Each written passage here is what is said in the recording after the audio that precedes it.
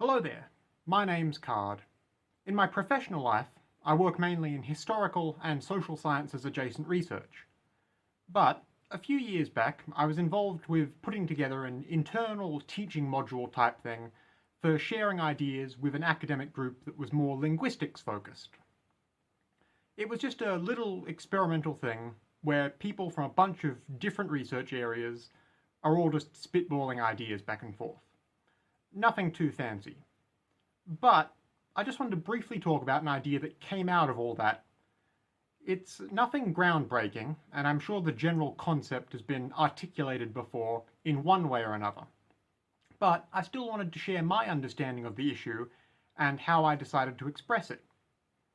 Long story short, in this little linguistics conference, I arrived at something of a thought experiment or an instructive metaphor that you could use to communicate the idea that the dichotomy of what is possible and what is impossible is actually a very poor way to linguistically frame what a subject can and can't do.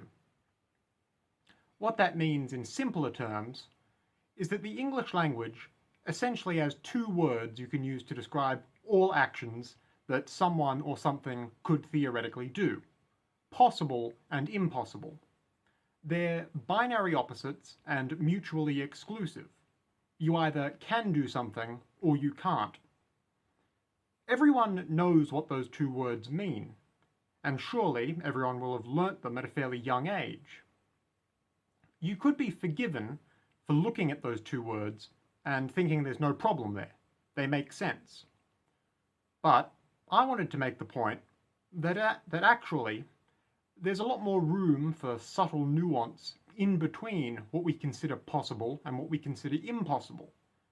And it's something practically everyone understands and intuits, even if it's not an idea people all that frequently think about consciously, which I'll get more into in a minute. But what I mainly wanted to bring attention to is that our language is underserving us, in that we don't have proper words to articulate concepts like partial impossibility, or a state of something being neither possible or impossible. And because we lack those words, we don't consider the concepts properly. When it was my turn to speak to the rest of this assembled group I was working with, I simply asked everyone to consider the question, can squirrels speak German? I get a few puzzled looks, but everyone tentatively answers no. Of course, that's the correct answer. Animals cannot speak a human language. Some animals can mimic human sounds, but that's not speaking a language. And anyway, squirrels can't even do that. So we can definitely correctly say squirrels cannot speak German. We all agree it would be impossible for them to do so. I then ask everyone in the room, who I know to all be monolingual English speakers, if anyone here can speak German. No one says they can. I ask then, would we all agree that it would be correct to say it would be impossible for us to speak German? And this starts a proper discussion. Some people stick with the hardline dictionary definition of the word impossible and say, if we cannot do something, then it's impossible. That's what the word means, that something cannot be done. Others in the room suggest that, theoretically, there's nothing stopping any of us from learning another language, such as German. Yes, we can't do it now, but we could perhaps work towards being able to do it eventually. Most people, in fact, preferred the argument that it isn't impossible, per se, for anyone in the room to speak German, despite the fact that, objectively, no one could actually do it. We're all rational adults who agree with the simple definition of the word impossible, that it describes something that cannot be done. Yet most people still maintained that something that literally none of us could do was not essentially impossible. This is what I meant when I said that most people understand that there's room for subtle nuance in between what is possible and what is impossible, even if, unfortunately, we don't have proper words for these sorts of subtle in-betweeny areas. We officially define impossible and possible as two distinct, mutually exclusive binary options with very cut and dry meanings. But I don't think we're doing ourselves any favours by trying to constrain our meanings of these words.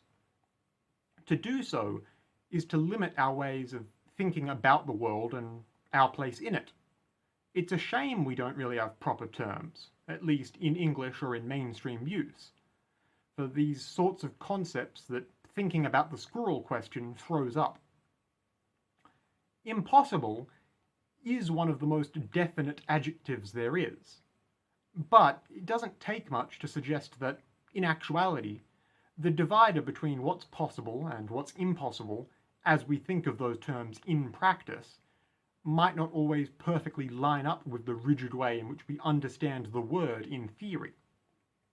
We might instead be better served, at least for now or in lieu of an actual term, by thinking in terms of soft impossibility and hard impossibility. Again, it's not a huge idea, and it's not even necessarily a new one, but I thought the squirrel question was a memorable way to start the conversation and frame the issue. It's arguably just as much a social sciences question as it is a linguistics one, but I think you often get fun results when you start, matching up concepts from different departments like that. Anyway, it's just something I wanted to think about out loud. Once again, my name's Card. If you might want to hear more from me, feel free to subscribe to this YouTube page, or just take a look at my other videos. Either way, goodbye for now, and have a lovely day.